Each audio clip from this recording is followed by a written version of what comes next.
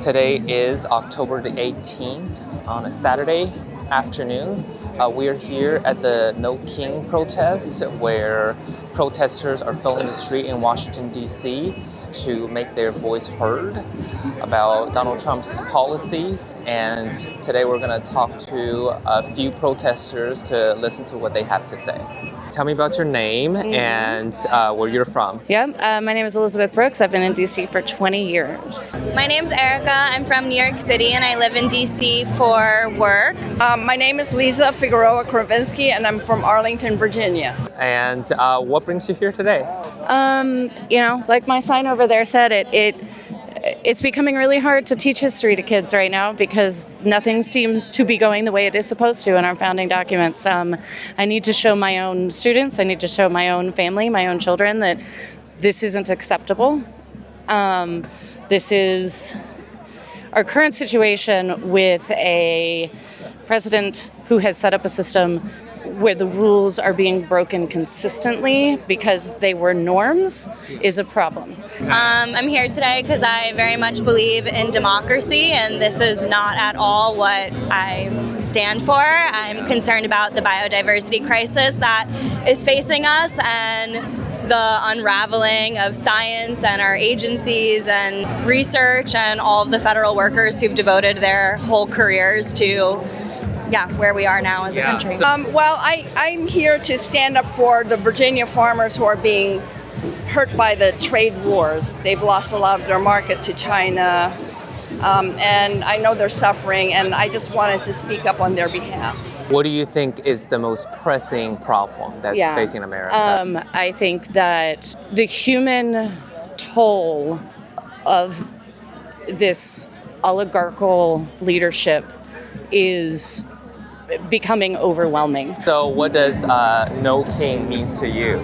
No King means saying no to fascism, saying no to cruelty and just power that is very un-American. It means that we should all rise up and fight for democracy, our American values. I'm a proud American and I don't recognize my country anymore, and I'd like to bring America back to its great democracy and its values of free speech, fair elections, rule of law. So what do you want to see the Democrats do right now to stop the Trump administration? As hard as it is on many of my friends right now, they need to stand their ground. We can't just to get things going at the status quo again because it might feel good. If you don't fight against something, you are supporting it. Gosh, that's a tough one. I do feel like our members of Congress need to be doing more to hold the line, but I think right now it's not just about Democrats. I think Republicans also need to have a backbone and stand up against Trump. He is not a politician. He's a frickin' coward and needs to be held accountable for all of his illegal actions.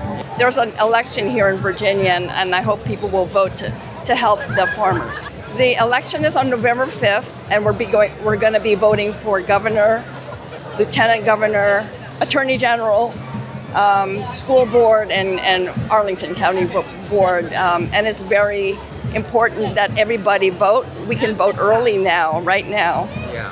So look into that.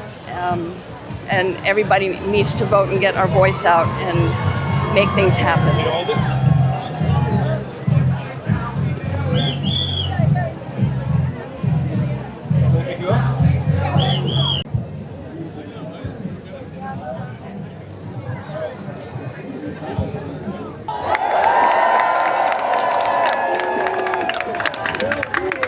My fellow Americans, we rejected the divine right of kings in the 1770s.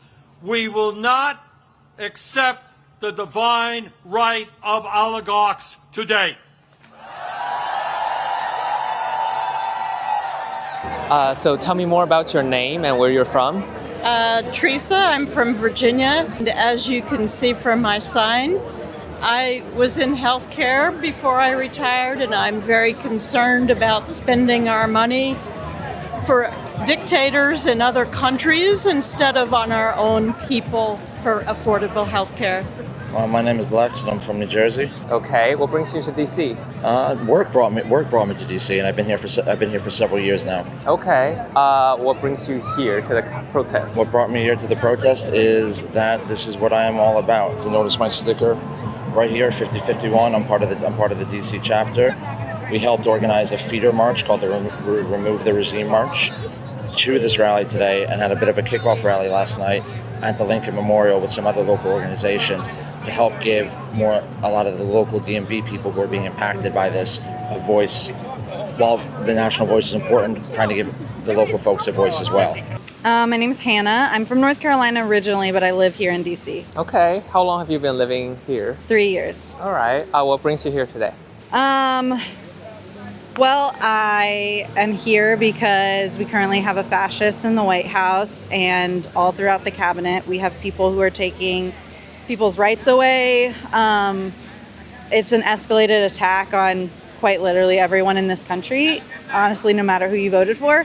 And I think it's really important that we show up in the streets and show that, like, the people of this country who call this place home, who are just here, like, are not going to continue to stand for this, because if we are the ones who turn a blind eye, it will just continue. So tell me about your name and maybe your age. Moses Hawk, 71. What brings you here today? So I came down to just get a sense of how big it's going to be. And the thing that, I don't know if this disturbs me is the right word, but the thing that's kind of interesting is it's No Kings as a, let's say, antithesis of Tea Party is so fragmented. Everything is so fragmented. So it's a lot of energy that's not focused on doing something. What do you think the Democrats should do to stop the Trump administration? I wish I knew. What they're doing so far isn't working, but I don't think I have any advice for them that will help. I think that the Democrats, well, for one, they need to stop getting in their own way, right? Like, we see people who are really standing up and have been standing up for decades, warning of this exact situation, and the Democrats continue to sideline those individuals, right? Like, the Democrats are afraid of people like Zohran Mamdani in New York, and it's like, those people are the future, like, people who have actually been speaking out about ICE for decades have been silenced by Democrats, and Democrats need to get out of their own way and actually let those people who have been warning them for so long lead the Democratic Party. And I think, like, more tangibly, I am glad that the Democrats are standing up for our, like, healthcare rights, but they are completely handcuffing themselves, and they have to stop doing that. They have to actually find new innovative ways to protect us. One, they need to hold the line. Absolutely. Do not cave in. Do not treat this as business as usual. This is not politics as usual. And it also needs to be a full court press, from the local to the national. As I said, right? Federal constitutional republic. Do what Newsom is doing. Do what Pritzker's doing. Use the powers all the powers that you have under the Constitution. Use them. The gloves are off. Don't play by a rule book if the other team isn't going to be using it. We're trying to save democracy here right now, and they're trying to pervert the tools of democracy to use it against it. Final question, what is your message to Donald Trump himself? I tell him to go fuck himself personally, because there's nothing at this point in that man's life, he's 78 years old, that I'm going to say to convince him. Fuck you. Donald, get help. Can I swear?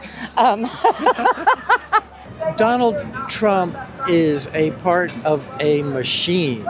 And so to say anything to him is just trying to loosen or tighten that screw. But the wheels are still turning, and all the people that, you hated in high school are in charge. Let Congress do its job. Stop being a king. Fuck you, man. That's the same answer we got, almost every single person. Yeah. Die.